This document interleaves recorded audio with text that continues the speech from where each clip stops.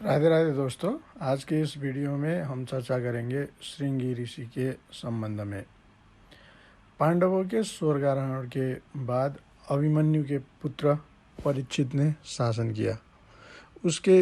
उनके राज्य में सभी सुखी और संपन्न थे।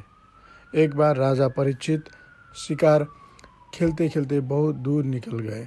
परीक्षित शिकार के लिए बहुत भटके, लेकिन कहीं शिकार नहीं मिला।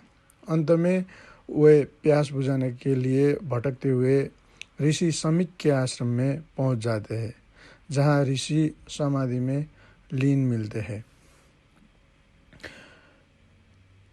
राजा ने ऋषि से कहा कि हमें प्यास लगी है, पानी दे दो, लेकिन ऋषि तो समाधिस्थ थे। राजा परीक्षित ने कई बार ऋषि से पानी के लिए अनुरोध किया, लेकिन ऋषि ने कोई जवाब नहीं दिया। उस वक्त राजा के मुकुट में जो सोने था, सोने में कलयुग बैठ गया था। राजा को क्रोध आया और उन्होंने उनका वध करने के लिए धनुष पर बाण चढ़ा दिया, लेकिन संस्कारवश उन्होंने खुद को ऋषि की हत्या करने से रोक लिया। तब उन्होंने वहाँ मरे पड़े एक सांप को महर्षि समीक के गले में डाल दिया और वहाँ से चले गए। उस समीक ऋषि का किशोर पुत्र श्रृंगी थे। वे नदी में स्नान करके लौट आए तो उस समय तक परीक्षित वहाँ से जा चुके थे, लेकिन उनको अपने पिताजी के गले में मरा हुआ सांप दिखाई दिया।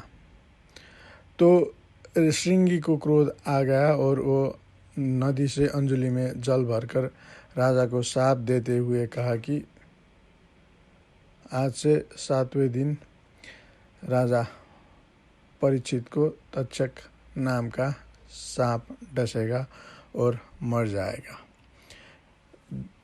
श्रृंगी ऋषि किशोर होते हुए भी सिद्धियों को उन्होंने प्राप्त किया था। उन्हीं सिद्धि के बल से उनको ये पता चल गया था कि राजा परीक्षित ने ही उनके पिता के गले में मरा हुआ सांप डाला है।